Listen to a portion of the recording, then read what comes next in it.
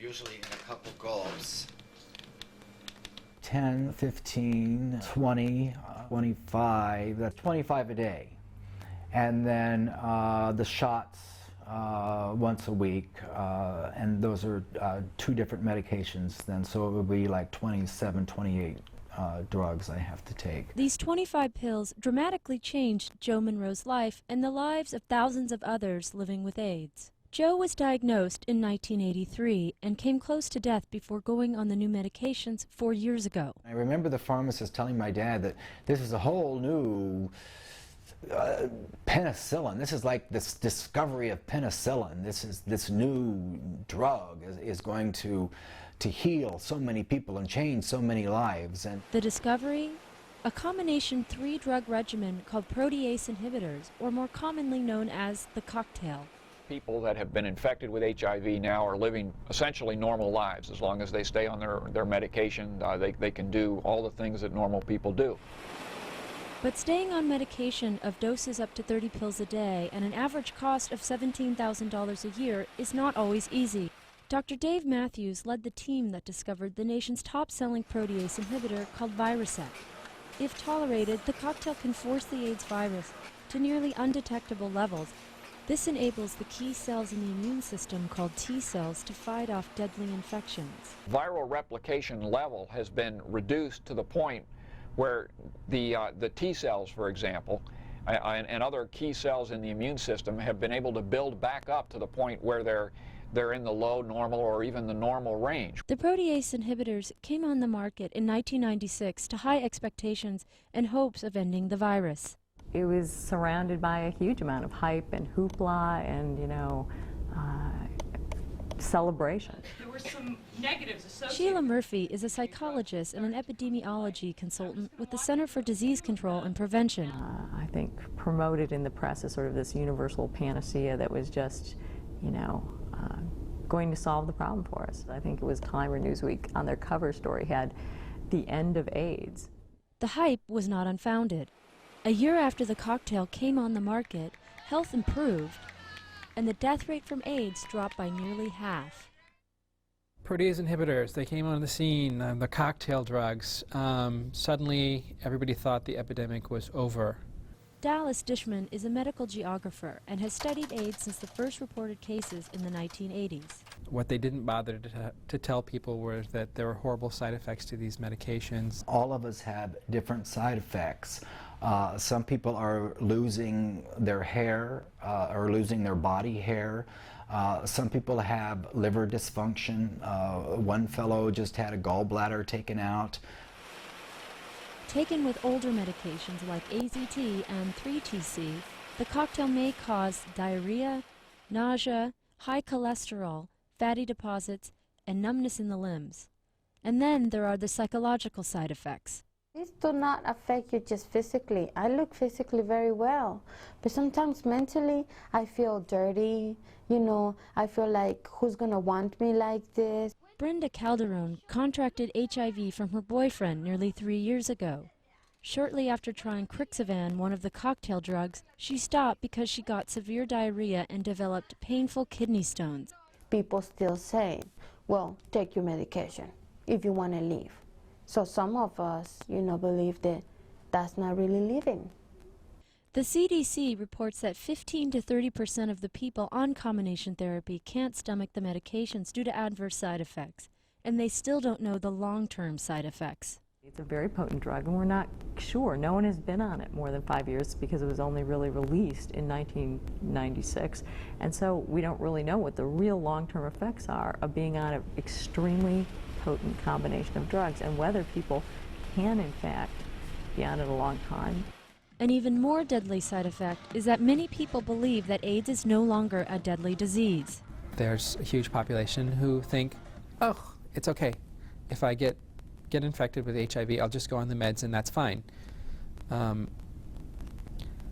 It's created a false sense of security. Dishman also believes that drug company advertisements are contributing to the false sense of security. What they see when they see HIV are buffed out, beautiful people in all the magazines. The muscle appearance you see in these ads can come from steroids. Many people on the cocktail drugs take some form of testosterone, to avoid weight loss common in people living with AIDS. The reality is underneath all of that is this complex medication regime and a virus that will eventually kill these men. Until we have a cure, everyone who's infected right now will die.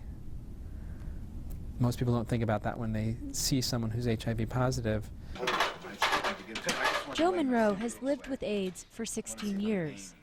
He's seen the prevailing attitudes go from outrage to apathy. People are tired. They're fatigued. Recently, there was a cover of Esquire, and it had Madonna, Tom Hanks, Sharon Stone, and a few other advocates for AIDS, and they each had a word, and it said the four-letter word we all forgot about. So what happened to that four-letter word, the red ribbons and the outrage? The reality is there are a lot of people who are living, a lot more people who are living a lot longer with HIV infections, even with an AIDS diagnosis, because of protease inhibitors. The flip side is we think everything's rosy. We're not seeing the harsh realities that this epidemic continues to rage, and that's just in this country. People like to say, oh, well, AIDS is like diabetes. You know, you take your medication. And diabetes, when you take a diabetes medication, it's more of a natural compound that you put into your body. But when you're taking AIDS drugs, that's a chemotherapy, that's a toxin that you're putting into your body. When you see that these drugs are not a cure and that people are having problems, then people have to be shown that there is no use for complacency. Herb Schultz is the head of government affairs at AIDS Project Los Angeles, the second largest AIDS service provider in the country. People can't afford to be complacent. It's a life or death issue. And I think that that is the message to take to people. This is a fatal illness. There is no cure. And if that doesn't wake people up, I don't know what else will. To better understand this complacency, the CDC interviewed 500 men who have sex with men here in West Hollywood to find out if the optimism towards the new drugs was causing people to be unsafe. Sheila Murphy explains. What we found is the correlation between this optimism on the one hand regarding the drugs and increased incidence of unprotected anal intercourse, decreases in monogamy. What's very worrisome to the CDC, we are seeing the rise in unsafe sex. And so people seem to be throwing caution to the wind here and you know, deciding that in their minds that it's now okay.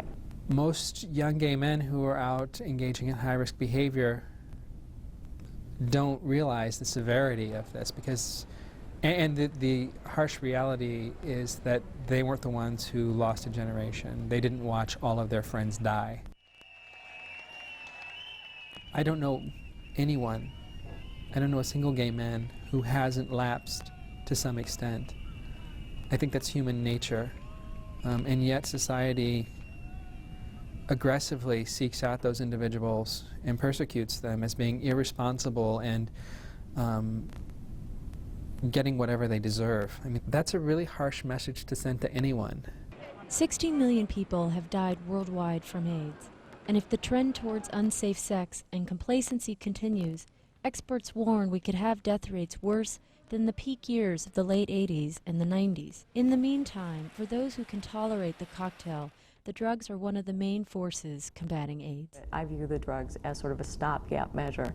It's great that we have something in the interim while we're looking for something more effective and more long-term, but I think that's the problem, is many people think this is the long-term solution, and I think that's the danger.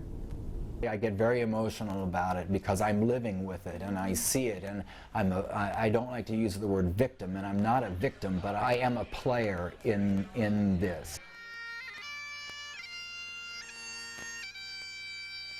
Let's stop AIDS from nipping at our heels, and let's run that last 100 yards at a sprint, and let's get it over with.